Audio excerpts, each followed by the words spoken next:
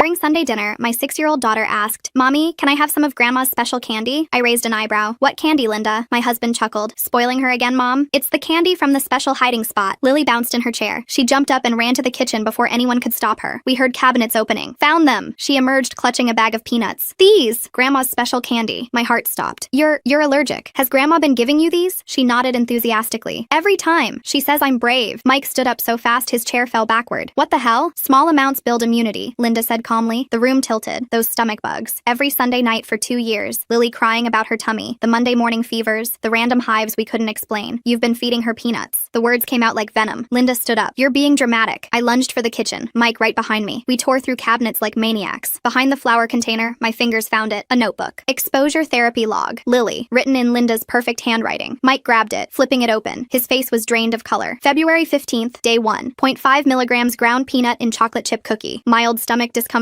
as expected. My hands shook. I remembered that night. I raced to the ER at 2 a.m. with Lily's little body covered in hives. "You knew!" I screamed. "You watched us panic in that hospital and you knew." My husband Mike kept reading, each entry worse than the last. March 3rd, 2 milligrams. Vomiting occurred but likely due to excitement from the playground earlier. I grabbed my phone, hands trembling as I scrolled through medical records. "Every single ER visit matches your journal entries." I was helping her. Linda tried to snatch the journal but Mike held it away. "You've made her weak." I was fixing.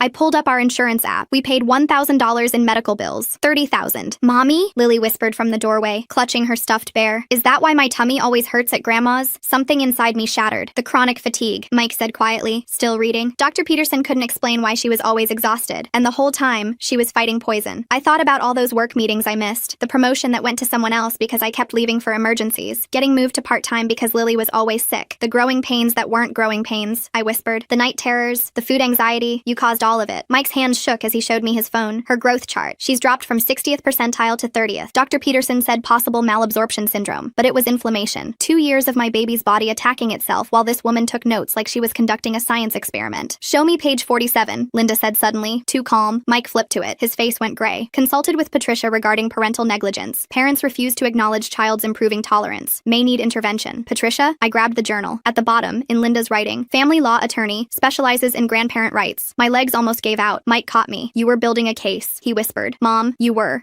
going to try to take her." Linda straightened her spine. "You're both hysterical about everything. Someone needs to think rationally about Lily's future." "The autoimmune markers," Mike said, voice hollow. "Remember? The specialist said she's developing autoimmune issues. Unexplained inflammation markers. This is why." Every word was another knife. The doorbell rang. Linda's face went white. "That'll be Dad," Mike said coldly. I texted him. "Funny thing about divorce agreements, Mom. Dad kept copies of everything, including that incident with cousin Tony." "You wouldn't?" The door opened. Mike's father walked in, took one look at the journal in Mike's hands, and his face darkened. "Still playing Dr. Linda? Thought you learned your lesson after what you did to Tony." "Grandpa Joe?" Lily ran to him. "Hey, princess, why don't you go play in your room for 10 minutes? The grown-ups need to talk." 10 minutes. That's all we had before Lily would wonder why Mommy was crying, why Daddy's hands were shaking, why Grandma was packing her things. "She'll need therapy," Joe said quietly, reading the journal. "Years of it. For the trauma, the autoimmune issues, the food anxiety, all of it." Linda reached for Lily's picture on the wall. "You can't keep her from me. I'm her grandmother. Watch us," Mike said. "And Linda, that call you're getting tomorrow, that's our lawyer." As we walked Linda to the door, Lily called from upstairs. "No more Grandma's house?" My heart shattered completely. No baby. No more secrets. Ever. The door closed. I didn't know it at the time, but our words had hurt Aunt Linda. So much so that she was ready to use them to destroy our lives forever. I ran to every window in the house while Mike took the stairs 2 at a time to check on Lily. My hands shook as I twisted each lock and pulled every curtain closed. Joe sat at our kitchen table with Linda's journal spread open, and his face looked 10 years older as he read entries we'd missed earlier. He pointed to a page dated 6 months ago where Linda had written about testing different delivery methods for the peanut powder. Mike came back down and said Lily was still asleep, but he'd locked her bedroom window and would sleep on her floor tonight just in case. We started tearing through the kitchen like people possessed, and I threw every single thing Linda had ever brought into trash bags. Mike pulled out the spice rack and found an old cinnamon container that rattled wrong when he shook it. He unscrewed the lid and peanut powder poured onto the counter, making both of us jump back. I grabbed the vacuum while he checked inside a vitamin bottle Linda had given us for Lily's immune system. More ground peanuts mixed with the vitamins. My stomach turned thinking about how many times I'd given those to Lily myself. Joe stayed that night because none of us could handle being alone, and he showed us his phone with 15 voicemails from Linda. He played one where she screamed about us destroying their family and threatened to call every relative we had. Another message said we'd regret this, and she knew people who could help her get Lily back. I grabbed Linda's journal and started taking pictures of every single page with my phone. Mike set up the scanner and we uploaded everything to 3 different cloud accounts, plus emailed copies to ourselves. He pulled up our insurance app and started matching every ER visit date to Linda's journal entries, while I could barely hold the papers steady. The pattern was so clear it made me sick. Every single time Lily got sick matched an entry about increasing the dose or trying a new hiding method. At 3 in the morning, I couldn't sleep, so I called our pediatrician's emergency line and left a long message. I explained everything and begged them to send us all of Lily's medical records immediately. The nurse who called back 20 minutes later promised someone would call first thing and she'd mark it urgent. When Lily woke up at 7, I sat on her bed and tried to find the right words. She asked why Grandma wasn't here for breakfast like usual on Mondays. I told her Grandma had made a big mistake with the special candy that made her tummy hurt. She asked if Grandma was in trouble like when she drew on the walls that time. I said grown-ups sometimes need to take breaks from each other to think about their choices. Her little face scrunched up and she asked if it was her fault for eating the candy. My heart broke as I hugged her and promised nothing was ever her fault. After Lily went back to playing in her room, Mike and I had our first real fight about this whole mess. He kept saying he should have seen it and protected Lily from his own mother. I yelled that I was her mother and missed it too, even though I saw her every day. We both ended up crying on the kitchen floor holding each other. Mike kept apologizing and I kept saying it wasn't his fault while we both knew we'd carry this guilt forever. Joe came into the kitchen and offered to pay for whatever lawyer we needed to keep Linda away. He pulled out a business card for the attorney who handled his divorce from Linda 20 years ago. Then he mentioned he'd kept every single document about what Linda did to Tony back then. He said it was all in a safety deposit box at the bank and showed us the key. Tony had almost died from Linda's treatments when he was 8, and Joe had photos of him in the hospital. Monday morning came too fast, and I had to call my boss about taking emergency leave. She sighed heavily when I said family emergency and reminded me about my recent performance issues. I mentioned potential criminal charges against a family member, and suddenly her tone changed completely. She approved 1 week unpaid, but made sure to mention my already reduced hours twice. The pediatrician's office called back at noon and got us in for an emergency appointment that afternoon. We drove there in silence while Lily played with her tablet in the back seat, asking why we were going to the doctor again. Dr. Peterson's face went white when we showed him Linda's journal, and he immediately ordered comprehensive allergy testing. He kept shaking his head and saying he should have suspected something beyond normal childhood illnesses. Then he wrote us a referral to see Irina Schmidt, who he said was the best pediatric allergist in the state. He called her office himself and got us an appointment for the next morning because this couldn't wait. The whole time Lily sat on the exam table swinging her legs and asking if she'd need shots today. I told her no shots today and helped her down while the doctor wrote out referrals and prescriptions. I'm trying to understand how Linda could watch Lily suffer for 2 whole years while writing it all down like some kind of experiment. Did she really think making a child sick over and over would somehow help her? Back in the car, I called Lily's school from the parking lot and asked for the principal while Mike drove us home. The secretary put me through right away, and I explained everything about Linda feeding Lily peanuts on purpose for 2 years. The principal gasped and said Linda was banned from the school property immediately, and we'd meet tomorrow about a 504 plan. Mike pulled over to text his mom that she couldn't contact us anymore, and everything had to go through lawyers from now on. His phone buzzed back within seconds with a long rant about how we were being dramatic, and she had rights as a grandmother that we couldn't just take away. I screenshot the message and forwarded it to Joe, who was already on his way over with boxes from storage. That evening, Joe showed up carrying a cardboard box that looked like it hadn't been opened in years. He set it on our kitchen table and pulled out folders filled with papers from his divorce 20 years ago. The psychiatric evaluation from back then described Linda's boundary issues and her inability to accept medical reality when it came to other people's health. He showed us hospital records from when Tony was 8 and almost died from Linda's treatments that she called helping. Tony had been in the ICU for 3 days after Linda gave him something she read about online that was supposed to cure his asthma. Tuesday morning, we sat in the family attorney's office while she read through everything we brought, including Linda's journal. She recognized Patricia's name immediately and said Patricia took the most aggressive grandparent rights cases in the state. The attorney started making notes about preparing for what she called an inevitable custody battle and said we needed to document absolutely everything from now on. She pulled out her phone and showed us how to use a parenting app that would timestamp and save every interaction. Then she said something that made my stomach drop completely. She suggested we call CPS ourselves before Linda could make any claims about us being unfit parents. The idea of inviting that kind of scrutiny into our lives was terrifying, but she said transparency was our best defense against whatever Linda was planning. I checked Facebook while Mike asked questions about restraining orders and saw Linda had already started posting vague stuff about being kept from her granddaughter. The posts talked about parents who alienate grandparents and how some people don't appreciate what grandmothers do for their families. Mike's phone started buzzing with texts from his aunts and cousins asking what was going on and why Linda was so upset. We realized she was building a narrative to make us look like the bad guys before we could even process what had happened. The attorney scheduled a formal intake call for the next day, where she'd record our entire story and all of Linda's journal entries. She pulled up a checklist on her computer that included getting restraining orders and medical documentation, and preparing for false allegations that Linda might make. The list was 3 pages long and covered everything from supervised visitation protocols to what to do if police showed up for wellness checks. Wednesday morning, we took Lily to get her blood drawn for the comprehensive allergy testing that Dr. Peterson ordered. She completely melted down in the lab chair, screaming about not wanting more OEs when she wasn't even sick. The phlebotomist had to call in 2 more nurses to help hold her still while she sobbed and asked why this was happening. I tried to explain that Grandma's special candy had made her sick without scaring her more, but the guilt of putting her through this was crushing. Mike held her other hand and kept telling her she was brave while tears ran down his own face. After we got home and Lily was watching cartoons to calm down, my phone rang with a blocked number. The man introduced himself as James Jameson McKenna from CPS and said he was calling to schedule a home visit after we self-reported the situation. His voice was professional, but cold as he explained they had to investigate all aspects, including our parenting abilities. My stomach dropped as he listed everything they'd need to see, including Lily's medical records and our home environment and our ability to provide proper care. He scheduled the visit for Friday afternoon and said both parents needed to be present for the interview. Thursday, our attorney sent Linda an official cease and desist letter by certified mail and email. Within 2 hours, Patricia responded with her own letter, threatening legal action for grandparent alienation and demanding regular visitation rights immediately. The speed of the response showed they'd been preparing this for a while and probably had the letter ready to go. Patricia's letter claimed we were causing psychological harm to Lily by denying her a relationship with her loving grandmother. It accused us of parental alienation syndrome and said Linda had documented years of us limiting her access to Lily. The letter ended with a threat to file for emergency custody if we didn't agree to immediate supervised visitation 3 times a week. Friday morning, we sat in the principal's conference room for Lily's 5:04 plan meeting. The school nurse pulled up attendance records on her laptop and turned the screen toward us. 47 days missed in 2 years, she pointed out, and almost all of them were Mondays. The pattern jumped out like it was highlighted in neon now that we knew what to look for. My stomach churned as I stared at the dates matching Linda's journal entries. Mike squeezed my hand under the table while the principal took notes about new safety protocols. The nurse printed out the attendance report and added it to our growing stack of evidence. Monday afternoon, we took Lily to her first appointment with Kemi O'Leary at the Children's Therapy Center downtown. Lily sat on the floor playing with toy animals while Kemi asked gentle questions about Grandma's house. Grandma gave me special brave candy, Lily said, making a toy elephant walk across the carpet. Am I still brave without the candy? She asked, looking up at Kemi with those big eyes. My heart cracked right down the middle hearing my baby question her own courage. Kemi wrote notes while Lily acted out scenes with the toys, showing how her tummy hurt after eating Grandma's treats. The session lasted an hour but felt like 10 minutes and forever at the same time. Wednesday afternoon, Jameson McKenna showed up at our door with his supervisor for the CPS home visit. They walked through every room taking photos and making notes on their tablets. Jameson checked our food storage, opening cabinets and the fridge while his supervisor counted the EpiPens we'd stationed throughout the house. They inspected Lily's bedroom, the bathroom, even looked in our medicine cabinet. Both of them stayed neutral and professional, but I caught them exchanging looks when they saw the medical bills spread across our dining table. Jameson asked to see Lily's medical records and Linda's journal, photographing every page with his phone. His supervisor interviewed Mike and me separately about our parenting routines and Lily's daily care. The whole visit took 3 hours and left us feeling exposed and judged even though they said we were doing everything right. That same night around 10 p.m., 2 police officers knocked on our door saying they'd received a report about medical neglect. Mike showed them the CPS visit report from earlier that day, while I explained about Linda and the protective order we were filing. The officers looked tired and annoyed once they understood what was really happening. They made a quick report and told us to call if Linda showed up at the house. One of them mentioned this was the 3rd wellness check they'd done that week for custody disputes. Thursday, we finally met with Irina Schmidt at the pediatric allergy clinic to review Lily's test results. She spread the lab reports across her desk and pointed to numbers that made my hands shake. Lily's peanut allergy was off the charts severe, plus she'd developed new sensitivities to tree nuts and sesame from the repeated exposure. Irina explained how Linda's hidden doses had caused Lily's immune system to go haywire, attacking everything as a threat. She could have died any of those times, Irina said quietly. The worst part was learning the damage might be permanent. Irina spent another hour preparing a detailed medical report linking every one of Lily's symptoms to peanut exposure. She showed us how the growth delays, the autoimmune markers, even the chronic fatigue all traced back to Linda's treatments. She printed 3 copies of her report and signed each one, then looked us straight in the eye. This was deliberate harm and medically ignorant, she said. I'll testify in court if you need me. Her report was 12 pages of damning medical evidence that no judge could ignore. Our attorney filed for an emergency protective order that afternoon and called to say the hearing was set for next Tuesday. She warned us that Patricia would definitely show up to argue for grandparent rights at the same hearing. The court clerk had already notified Linda about the filing, so we should expect escalation over the weekend. Mike's phone started blowing up within an hour of the filing. His aunt called Linda misunderstood and said we were being cruel to an old woman who just loved her granddaughter. His brother texted that he'd never actually let Linda babysit his kids because something always felt off about her. The family group chat turned into a war zone with relatives picking sides and hurling accusations. Mike's cousin shared screenshots of Linda's Facebook posts about being a victim of parental alienation. We had to mute the chat after Mike's uncle called us child abusers for keeping Lily from her grandmother. Friday morning, Mike got called into his boss's office at work. Wow, Mike getting called into his boss's office right after all this family drama started spreading online makes me wonder if Linda somehow contacted his workplace. She'd printed out his phone records showing all the personal calls during the Linda crisis. She slid a written warning across the desk and told him to get his home life together or consider whether this position was right for him. Mike tried explaining about the legal situation, but she cut him off, saying everyone has personal problems, but work comes first. The warning went in his permanent file and put him on probation for 90 days. That afternoon, we got a letter from our insurance company denying coverage for Lily's new allergy treatments. They called the therapy protocol experimental, even though Irina had submitted pages of documentation. The rejection letter listed an appeals process that would take months while Lily needed treatment now. We put $3,000 on credit cards that afternoon to pay for her first month of medications and specialized foods. Mike set up a payment plan for the rest while I calculated how many months of groceries that money could have bought. The next morning, Kemi called me at work to discuss Lily's progress after 3 sessions. She described watching Lily inspect every single goldfish cracker for 10 minutes during snack time, turning each one over and asking if someone put something bad inside. Kemi explained that Lily now refused to eat anything she hadn't watched being prepared from start to finish, even rejecting sealed yogurt containers because someone might have opened them. The therapist said this level of food anxiety in a 5-year-old wasn't normal childhood pickiness, but trauma response from 2 years of being secretly poisoned. I left work early again to pick up Lily from the school where the lunch aide reported she'd eaten only 3 bites of her sandwich after checking each ingredient separately. 2 days later, we sat in the CPS office downtown while Jameson interviewed Lily in a special room with toys and cameras. Through the observation window, I watched my daughter clutch her stuffed bear and tell him about the special candy at Grandma's house that made her tummy hurt, but Grandma said she was brave for eating it anyway. Jameson kept his face neutral while taking notes, but I saw his jaw tighten when Lily described throwing up in Grandma's bathroom and being told not to tell Mommy because it would make me sad. She showed him on a doll where her tummy hurt after eating Grandma's cookies and demonstrated how she used to curl up on the floor when the pain got really bad. Jameson asked gentle questions about other foods at Grandma's house, and Lily listed brownies, ice cream, and special juice that all tasted funny, but Grandma said would help her grow big and strong. After the interview, Jameson met with us privately and requested permission to pull all of Lily's medical and school records, plus interview Joe about Linda's history with children. He assured us the investigation was building a clear pattern of deliberate harm, even though the process felt like strangers digging through every corner of our lives. The next week, Joe drove 3 hours to meet with CPS investigators and brought 2 file boxes from his storage unit. He handed over hospital records from 25 years ago, showing his nephew Tony hospitalized 5 times between ages 3 and 7 while under Linda's care for unexplained stomach problems, mysterious rashes, and breathing difficulties that doctors couldn't diagnose. The similarities to Lily's medical history made the CPS supervisor request additional documentation, while Joe sat there describing how Linda always insisted Tony was just sensitive and needed to toughen up. Tony himself sent his adult medical records overnight after Joe called him, and I spent an hour reading about his ongoing digestive problems, severe food anxiety, and 3 different anxiety medications he still takes at 32 years old. His written statement described Linda making him eat foods that made him sick because she believed exposure would cure his weakness, and how she kept detailed notes about his reactions in a notebook she hid from his parents. Reading how he still can't eat certain foods without panic attacks 20 years later made me run to the bathroom and throw up while Mike held the pages with shaking hands. 3 days after that, the school principal called my cell during a meeting to report that Linda had shown up claiming a family emergency and demanding to take Lily home immediately. The office staff followed our new safety protocol and refused to release her, but Linda argued with them for 20 minutes, insisting she had grandparent rights and threatening to call her lawyer. Security footage showed Linda pacing in the lobby, trying to see into classrooms and taking photos of the staff who blocked her access before finally leaving when the resource officer approached. We filed another police report that afternoon and added the incident to our growing documentation folder that now took up an entire filing cabinet drawer. Patricia's formal petition arrived by certified mail 2 days later, 30 pages of legal documents painting us as unstable parents who were alienating a loving grandmother from her only grandchild out of spite and mental instability. The filing twisted every fact, claiming we were denying Lily a vital family relationship, causing psychological harm through parental alienation, and creating false allegations to support our irrational fears. She demanded immediate visitation rights, accused us of coaching Lily to lie, and suggested we needed psychological evaluation to determine our fitness as parents. Our attorney spent 4 hours preparing our response while warning us that judges often sympathize with grandparents even in cases like ours. The emergency protective order hearing came 2 weeks later in a courtroom that smelled like old coffee and desperation. The judge reviewed Linda's journal, the CPS reports, and medical evidence for 40 minutes, while Linda sat across from us with Patricia, whispering in her ear. He granted temporary protection, but also ordered a family evaluation by a court-appointed psychologist, and said Linda could have supervised visitation at a court facility pending the investigation outcome. Our attorney called it a partial victory, but it felt like being punched in the stomach knowing Linda would still get to see Lily even after everything she'd done. The following Saturday, we attended Lily's friend Emma's 6th birthday party at a park where everything seemed normal until they brought out peanut butter cookies. Lily took one look at them and started screaming that they were bad candy while backing away and trying to hide under the picnic table. Other parents stared as I crawled under the table to hold her while she sobbed that Grandma's candy was here and it would hurt her tummy. We left within 10 minutes with Lily clinging to me and several parents whispering about what kind of trauma would cause that reaction in a child. Monday morning, my boss called me into her office where a performance improvement plan sat on her desk outlining my excessive absences, lack of focus, and inability to maintain professional boundaries between work and personal life. She cited 17 different instances of leaving early or missing meetings in the past month and said I had 90 days to show improvement or face termination. I spent my lunch break in my car researching FMLA paperwork while calculating whether we could survive on just Mike's salary if I lost my job because of what Linda had done to our family. Mike found a support group through his therapist that met Tuesday nights at the community center downtown. He went to his first meeting 3 weeks after we kicked Linda out. I stayed home with Lily doing homework while he drove across town. He came back 2 hours later and sat at the kitchen table without saying anything for 10 minutes, his hands wrapped around a coffee mug he wasn't drinking from. Finally, he looked up and told me he'd been making excuses for Linda his whole life. The group leader had asked him to list times his mom crossed boundaries. Mike filled 3 pages just from the last 5 years. He realized he'd trained himself to ignore red flags because admitting them meant admitting his mom was dangerous. The next morning, I woke up to find him reading a book about toxic parents he'd bought after the meeting. He highlighted entire pages and left sticky notes with things like, "This is exactly what she does," written on them. That same day, Linda started her Facebook campaign. My cousin texted me screenshots of Linda's posts about helicopter parents ruining kids. She shared articles about food allergies being overblown and kids needing to toughen up. Each post got dozens of likes from her church friends and Mike's relatives. Our attorney told us not to engage when I called her crying about it. She said it would only give Patricia ammunition to claim we were harassing Linda. I had to watch Mike's aunt comment that we were being cruel to a loving grandmother. His cousin shared one of Linda's posts, adding that some parents just want attention. I blocked 15 people that week, but screenshots kept coming from friends who wanted us to know what was happening. Mike's support group taught him about flying monkeys, which is what they call people who do the abuser's work for them. That's exactly what Linda's Facebook army had become. 3 days later, we took Lily back to see Irina for her follow-up appointment. The nurse drew more blood while Lily squeezed my hand so tight it hurt. Irina came in with the test results looking serious. She showed us charts where Lily's inflammation markers should be near 0, but were still at dangerous levels. The damage from 2 years of Linda's poisoning had triggered an ongoing immune response. Lily's body was still attacking itself even though the peanut exposure had stopped. Irina explained it could take years for her system to calm down. Some kids never fully recover from this kind of repeated allergic trauma. Mike filling 3 whole pages with boundary violations from just 5 years makes me wonder how many more incidents happened before that. How does someone's brain learn to ignore that many warning signs about their own mother? She prescribed new medications and recommended monthly blood work to track the inflammation. The pharmacy bill was $400 after insurance. That afternoon, Jameson called to say CPS had finished their preliminary investigation. He'd interviewed Lily's teachers, her doctor, and reviewed all our documentation. The state substantiated our concerns about Linda's harmful actions. He was recommending no unsupervised contact between Linda and Lily. He also strongly suggested Linda undergo psychological evaluation before any contact at all. His report would support us in court, but he warned that judges don't always follow CPS recommendations. We got the official report in the mail 5 days later. Reading it made everything more real. Seeing substantiated child endangerment in black and white next to Linda's name felt like validation and horror mixed together. Mike made copies for our attorney and kept the original in our new fireproof safe. 2 weeks later, Patricia hit us with subpoenas for our financial records. She wanted 3 years of bank statements, tax returns, and credit card records. Our attorney explained Patricia was trying to prove we were somehow profiting from keeping Linda away. The theory was so crazy it would be funny if it wasn't costing us $200 an hour to fight. Patricia claimed we were saving money on babysitting by cutting Linda off. She actually calculated how much we would have saved and demanded we prove we weren't pocketing it. Our attorney had to file motions to limit the scope of what we had to provide. We spent 8 hours gathering documents and organizing them the way the court required. Mike had to take a day off work just to deal with the paperwork. The following week, we met with our attorney for deposition prep. She had us practice answering Patricia's questions without getting emotional. Patricia would try to make us angry, so we'd say something she could twist. Our attorney played Patricia's role, asking horrible questions about our parenting. She accused us of coaching Lily and making up the allergy for attention. I had to practice saying, "That's not accurate," instead of screaming like I wanted to. Mike struggled with questions about his childhood with Linda. Patricia would definitely ask if Linda ever hurt him to establish a pattern of false accusations. Our attorney taught us to stick to facts about Lily and not get pulled into other topics. She warned us Patricia was known for marathon depositions that lasted all day. We'd need to stay calm for hours while Patricia tried every trick to break us. The court-ordered mediation happened 3 weeks later in a gray conference room that smelled like old carpet. Linda sat across from us with Patricia while the mediator tried to find common ground. Linda insisted she'd been helping Lily build immunity based on research she'd done online. She pulled out printed articles about exposure therapy that had nothing to do with life-threatening allergies. The mediator asked if she understood she could have killed Lily. Linda said we were being dramatic and Lily was never in real danger. She claimed the hospital visits were from other issues and we were blaming her unfairly. When the mediator asked Linda to acknowledge any wrongdoing, she refused completely. Patricia argued we were denying Lily a loving relationship with her grandmother over a misunderstanding. The mediator ended the session after 2 hours, writing in his report that reconciliation seemed impossible without Linda accepting responsibility. That weekend, CPS filed their official report with the court. It recommended Linda have no unsupervised access to Lily and undergo psychiatric evaluation before any contact. They used the phrase significant risk of continued harm 3 times in the document. Jameson had been thorough, documenting Linda's lack of remorse and refusal to acknowledge the medical danger. The report also noted the pattern with cousin Tony, showing this wasn't an isolated incident. Our attorney said it was the strongest CPS report she'd seen in a grandparent rights case. 5 days later, I came home from grocery shopping to find a gift bag on our porch. My hands shook as I recognized Linda's handwriting on the tag. Inside were Lily's favorite toys from Linda's house and a note saying, "I forgive you for keeping her from me." I called the police while Mike photographed everything without touching it. The officer who came said it was technically a protective order violation. He took the items as evidence and filed another report. We'd been through this so many times that the officer knew our case number by heart. He told us to keep documenting everything because judges needed to see patterns of violation. That night, Joe called Mike to say he'd testify at the final hearing. He knew it would destroy what was left of his relationship with Linda's family. Her siblings were already calling him a traitor for giving us the divorce documents. But Joe said protecting Lily mattered more than keeping peace with people who enabled Linda. He'd been silent when Linda hurt Tony 20 years ago. He wouldn't make that mistake again. He'd already written his statement about Linda's past behavior and was ready to say it under oath. The night before the final hearing arrived faster than we expected, and Mike and I sat at our kitchen table surrounded by notes and documents while Lily slept upstairs. We went through every possible outcome our attorney had warned us about, from Linda getting supervised visits to the judge dismissing everything completely. Mike kept tapping his pen against the table while we talked about safety plans if Linda got any kind of access to Lily. We agreed that if the worst happened and she got visits, we'd hire a professional supervisor ourselves and document every single second. Neither of us could sleep that night, just holding each other and checking on Lily every hour like we did when she was a baby. The courthouse was packed the next morning and my hands shook as we walked through the metal detectors with our attorney carrying 3 boxes of evidence. Linda sat at the other table with Patricia, wearing a soft pink cardigan and pearl necklace like she was going to church instead of fighting for access to the child she poisoned. Our attorney started by laying out Linda's journal page by page on the evidence table, each entry blown up and highlighted to show the dates matching our ER visits. She pointed to specific entries where Linda documented Lily's reactions like a scientist recording data on lab rats. The medical bills came next, printed statements showing $30,000 in emergency room charges, specialist visits, and treatments for mysterious illnesses that Linda had caused. Patricia objected 4 times, but the judge allowed everything since Linda had written it herself. Our attorney then presented the CPS report, reading key sections about the pattern of harm and Linda's refusal to acknowledge any wrongdoing during their investigation. The judge leaned forward when our attorney showed the timeline overlay, with Linda's journal entries on top and Lily's medical records below, creating a perfect match of cause and effect. Linda took the stand after lunch, and Patricia guided her through a story about how she'd researched exposure therapy online and thought she was helping build Lily's immunity. She pulled out printed articles from random websites and claimed she was following legitimate medical advice, though none of the articles were from real medical sources. Linda cried softly while saying she only wanted to help her granddaughter be normal and not live in fear of food. Patricia tried to paint us as helicopter parents who were using this misunderstanding to cut Linda out of Lily's life out of spite. She suggested we were the ones harming Lily by denying her a relationship with a loving grandmother who made one mistake. The judge asked Linda directly if she understood that peanuts could kill Lily, and Linda said we were being dramatic about the severity of the allergy. Jameson took the stand next, speaking in his calm, professional voice about his investigation findings over the past months. He confirmed that Lily had told him multiple times about the brave candy that made her tummy hurt, using the exact same words each time. He testified about finding the hidden peanut products during the home visit to Linda's house after she'd claimed she had none. The judge asked about the pattern with cousin Tony, and Jameson carefully explained the similarities without violating Tony's privacy. He stated that based on his investigation, Linda posed a significant risk of continued harm if given unsupervised access to any child with medical conditions. Patricia tried to shake him by suggesting he was biased because we'd self-reported, but Jameson stayed steady and professional throughout. Irina testified last, and her testimony was devastating for Linda's case, as she explained in simple terms how exposure therapy actually works. She told the court that real exposure therapy for allergies requires medical supervision, blood tests, and microscopic doses that increase by tiny amounts over months or years. She held up a visual showing the difference between a medical dose and what Linda had been giving Lily, with Linda's amounts being hundreds of times larger. The judge asked her about the long-term damage, and Irina explained that Lily now had inflammation markers that might never go away completely. She said Linda's actions could have triggered additional autoimmune conditions that would affect Lily for life. When Patricia suggested Irina was exaggerating, Irina pulled out medical journals and studies showing exactly what repeated allergen exposure does to a child's developing immune system. The judge took a 20-minute recess before announcing his decision, and those were the longest 20 minutes of my life. When he came back, he denied Linda's petition for grandparent rights completely and upheld the protective order for 1 full year. The judge taking 20 whole minutes to think about this makes me wonder what specific parts of all that evidence made him need so much time to process everything. He ordered Linda to undergo psychological evaluation and complete any recommended treatment before she could even think about requesting supervised visits. He used words like reckless endangerment and deliberate harm, making it clear he saw through Linda's grandmother act completely. Linda sobbed loudly while Patricia gathered their papers, and I felt nothing but relief that Lily was safe from her. Within hours of the ruling, Mike's phone started buzzing with messages from Linda's family calling us monsters for keeping her from her only grandchild. His aunt posted on Facebook about how we were cruel and vindictive, twisting the story to make Linda the victim of overprotective parents. Mike's cousin shared articles about grandparent alienation and tagged us both, forcing us to block her and 12 other relatives who piled on. We spent that evening blocking people and trying to shield Lily from knowing that half her extended family now hated us. Some relatives we'd been close to for years chose Linda's side without even asking for our version of events. 2 weeks later, Jameson called to tell us CPS was closing our case with a safety plan in place that included keeping the protective order active. He said we'd done everything right by coming forward, and that Lily was lucky to have parents who fought so hard to protect her. The safety plan included provisions for reopening the case immediately if Linda violated the protective order or tried to contact Lily through third parties. He wished us luck and said he'd never seen such clear documentation of intentional harm in a grandparent case before. 3 months passed before we saw real progress with Lily's eating, but when it came, it felt like a miracle. She sat at dinner one night and ate her entire meal without asking once what was in it or checking the ingredients herself. Kemi called it a breakthrough moment when we told her at the next therapy session, though she warned us Lily still had months or maybe years of work ahead. The food anxiety Linda had created wouldn't disappear overnight, but seeing Lily eat without fear for the first time in 2 years made me cry happy tears. Our financial advisor looked grim when we sat down to review the damage from this whole situation a week later. Between the medical bills from 2 years of ER visits, the legal fees for the protection order and custody battle, and Lily's ongoing therapy and specialist visits, we owed $45,000. She helped us consolidate some of the medical debt and set up payment plans, but it meant putting off buying a house for at least 5 more years. Mike had to turn down a promotion that would have required monthly travel because we couldn't risk him being away if Linda tried something. We were looking at years of financial recovery from the damage Linda had caused, but at least Lily was safe and starting to heal. Mike found the therapist through his support group, and we sat in her waiting room that first Thursday afternoon, both of us staring at the beige walls and not talking. The therapist had us fill out intake forms separately, and I checked every box about family trauma and trust issues, while Mike's pen scratched across his paper too. She called us in together, and we sat on opposite ends of her couch like strangers, which felt about right since we'd barely talked about anything except logistics for weeks. The therapist asked us to describe what brought us there, and Mike started crying immediately, saying he should have protected Lily from his mother years ago. I grabbed his hand and told him we both missed the signs, but the therapist stopped us and said blame wasn't productive right now. She gave us homework to write down 3 times we'd successfully protected Lily together, and 3 warning signs we'd recognize now that we didn't before. We scheduled weekly sessions and left holding hands for the first time in days. Joe called that weekend asking if he could see Lily at the park since the protective order didn't include him. Mike and I talked it over with Kemi first, who said supervised visits with safe family members could help Lily process that not all grandparents were dangerous. We met Joe at the park Sunday morning with clear rules that he couldn't mention Linda or give Lily any food. He brought a portable easel and watercolors, setting them up near the playground while Lily played on the swings. She was hesitant at first, but Joe just started painting the trees and didn't push her to come over. After 20 minutes, she wandered over to watch, and he handed her a brush without saying anything. They painted side by side for an hour, Joe showing her how to mix colors while I sat on a nearby bench watching every move. When we left, Lily asked if Grandpa Joe could come again next week, and we said yes. The school called Monday morning saying they'd finalized Lily's 504 plan after reviewing all the medical documentation we'd provided. The principal met with us personally to go over every detail, showing us the bright red alert in their system about Linda being prohibited from campus. They'd added Lily's photo to the office bulletin board with a note that only Mike or I could pick her up, no exceptions. The nurse showed us where they'd store Lily's new EpiPens in 3 different locations and confirmed all staff had been trained on recognizing allergic reactions. The cafeteria manager walked us through their new protocols for Lily's meals, including a special tray color and dedicated prep area. We signed the paperwork, and the principal assured us they took this seriously after what happened. I spent Tuesday morning at HR filling out FMLA paperwork while my boss sat in the corner looking annoyed. The HR representative reviewed my documentation from Kemi and Irina, confirming I qualified for intermittent leave for Lily's ongoing treatment. My boss tried arguing that I'd already used too much time, but HR shut her down, explaining that FMLA was legally protected. They approved 12 weeks of intermittent leave that I could use for therapy appointments, medical visits, and emergency situations. My performance plan got adjusted to remove attendance as a metric since my absences would now be protected. My boss left the meeting without speaking to me, but I didn't care because Lily needed me more than this job did. Wednesday's mail brought a thick envelope from Patricia's law office that Mike opened with shaking hands. Linda's apology letter was 3 pages of justification disguised as remorse, saying she was sorry we'd misunderstood her intentions. She wrote that she forgave us for our harsh reaction and looked forward to when we'd realize what we'd lost by cutting her out. The last paragraph mentioned she was praying we'd come to our senses before Lily forgot her loving grandmother completely. Mike wanted to burn it, but I called our attorney instead, who told us to file it with everything else. She said Linda was trying to establish a paper trail of attempted reconciliation for future legal action. We made copies and put the original in our growing legal file. Our attorney suggested we draft a victim impact statement even if we never used it, saying it would help us process what happened. We spent Thursday evening at her office going through every detail while she typed our words. Mike talked about watching his daughter suffer for 2 years while his mother took notes like a scientist. I described the financial devastation and career damage from constant emergencies that weren't real emergencies at all. The attorney helped us quantify everything from medical costs to therapy bills to lost wages and promotions. She said we had grounds for a civil suit worth several $100,000, but understood when we said we just wanted to focus on healing. Having the statement written down felt powerful though, knowing we could seek justice if we ever changed our minds. Saturday dinner was quiet until Lily looked up from her plate and asked if Grandma Linda still loved her, even though she made her sick. Mike dropped his fork and I felt my chest tighten, but we'd practiced this with Kemi. I told Lily that sometimes people who love us don't know how to show it safely, and our job is to protect ourselves while still keeping love in our hearts. She nodded and said she loved Grandma Linda, but didn't want to see her because her tummy hurt there. Mike added that loving someone doesn't mean we have to let them hurt us, and Lily seemed to understand. She went back to eating and actually finished her whole meal without checking the ingredients once. 6 months after that horrible dinner revelation, I looked around our different but steadier life. Lily's weight had climbed back to the 45th percentile, and she only asked about ingredients half the time now. Mike and I weren't perfect, but therapy helped us talk without blame and recognize triggers before they exploded. The medical bills still crushed us, but payment plans made them manageable, and Lily's health was worth any price. Joe came every Sunday with art supplies, and Lily had covered our fridge with paintings of trees and flowers, and one small picture of a house with no grandma inside. We'd built new routines and boundaries that kept Linda's poison out, even though her shadow still lingered. The scars she left would last forever, but we were learning to live with them, protecting our daughter one careful day at a time. Wow, what a ride that was. Really awesome exploring all those twists and turns with you. I've been curious every step of the way. Can't wait to do it again. And hey, like the video, it helps more than you think.